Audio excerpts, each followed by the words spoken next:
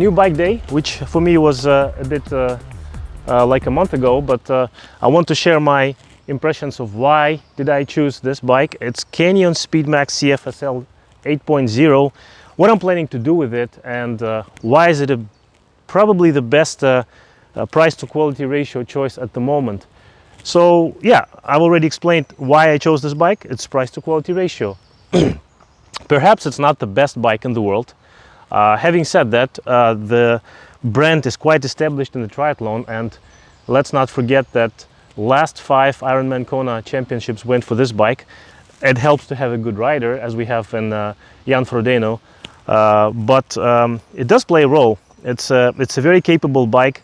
It's the new frame. I was waiting for it, to be honest, because I was interested how Canyon are going to cope with the improvements in this area, whether they'll be able to improve on the previous generation that actually won 5 times the Ironman Kona.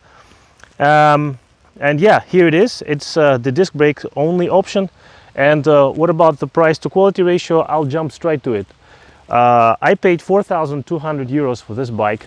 It has a new frame, disc brakes, a very decent group set, Shimano Ultegra, and yeah, if you want to look for the competition for this bike, you will probably end up spending 5, 6, 7, 8,000 euros for the same set, and you can go through the choices that you have right now.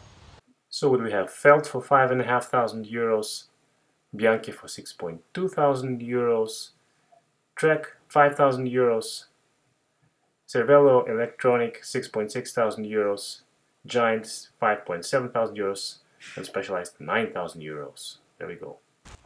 What I also did with it is I put the Garmin Vector 2, my old power meter, which is recently actually acting funny, so we'll see whether I'll be able to live with it further.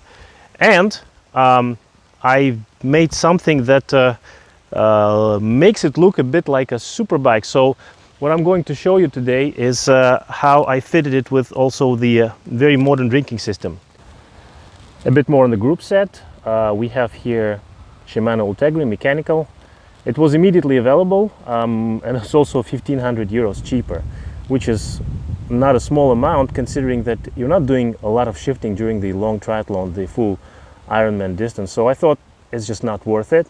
It's reliable, it works, and I am not planning on going electronic on this one unless I have too much spare cash sometime in the future, but not at the moment. So from the price quality standpoint, I think this works quite okay. What they also have here is the unusual combination of the Shimano group set and the SRAM brakes. Now, why did they choose SRAM brakes, which I personally quite like? Why?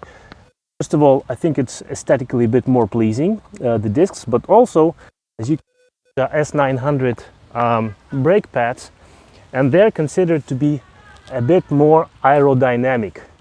They're quite a bit tricky to service, but so far they work like a charm. I had to adjust them slightly in terms of the disc rub, but it wasn't too difficult. And to be honest, I don't know why Shimano doesn't use the disc rotors, the brake rotors that are these nice and shallowed out and made look better like this, because they have just used more steel.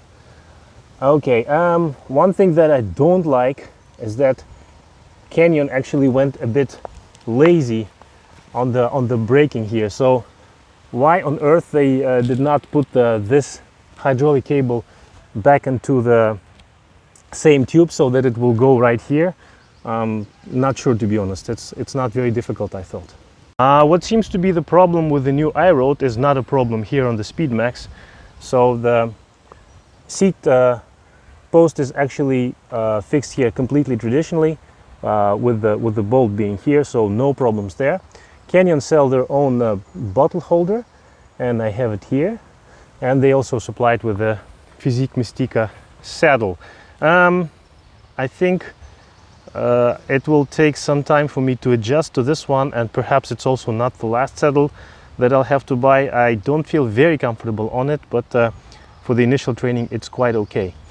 Now, one of the most interesting things here, of course, is the storage box.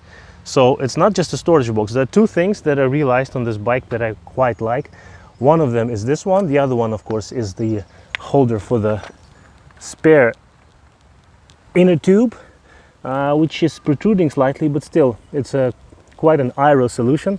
You don't have anything required in terms of the bags, so this is okay.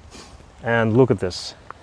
So you open it, you have here one very practical thing that I'm carrying with me, but also you will see that there is a whole storage solution for the CO2 tanks and a small pump. So it's really nice, and it's neatly stored right here like this. I think it's quite cool. So with the compartment completely closed, you have lots of area, storage area for the gels and the food and everything else.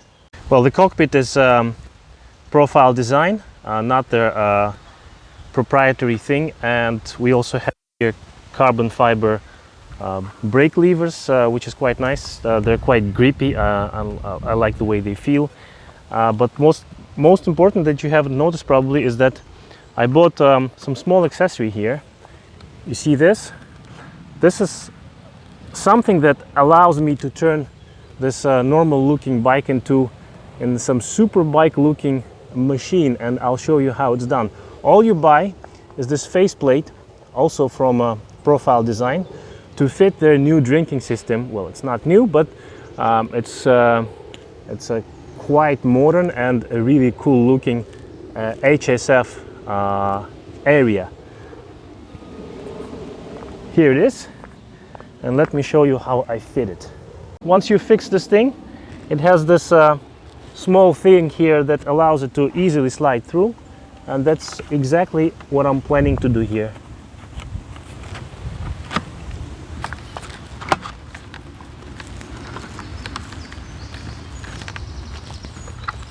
Clicked, done. Look at this. Now we have this result. So it goes seamlessly like this. If you have a full required stem from HSF Aeria system, you actually don't have this gap here, but I think it's a bit too expensive and a bit too heavy as well. So you can easily work with the original stem here and still fit it nicely. So how do you drink? There's a tube here with a valve. You can open and close it. You can close it like this, open it like this, and it goes all the way to the bottom. And while riding, you drink it and quickly fix it on the magnet, and it's super convenient. Also, when you're riding, when you're done with about 750 milliliters here, what you can do is to reach out for the bottle and feed it straight on the go, like this. Hop, and back. Done.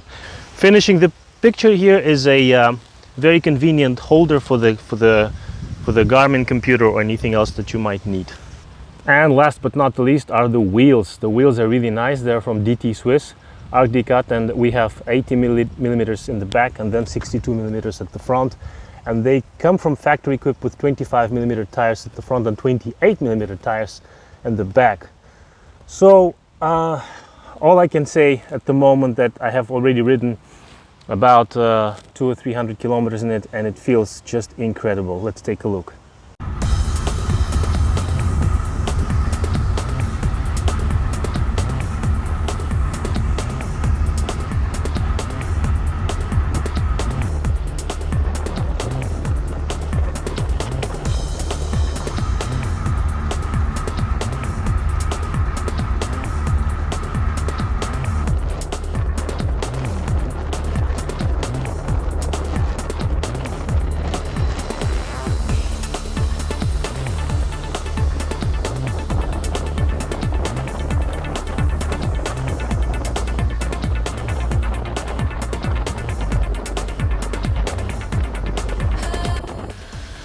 So that's my new bike, guys. What I'm planning to do with it, well, I have never tried the full distance of the Ironman before, so that's exactly why I got it.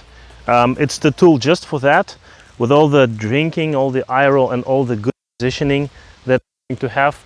But of course I'm only at the very beginning of my journey, because I will have the bike fit. It will take a lot of time to get used to it. I already feel after several trainings that yeah, it's definitely a completely ball game compared to the normal bike. However, aero it's still a totally different position. So yeah, wish me good luck, and I wish good luck to you and everybody who is trying to find the bike.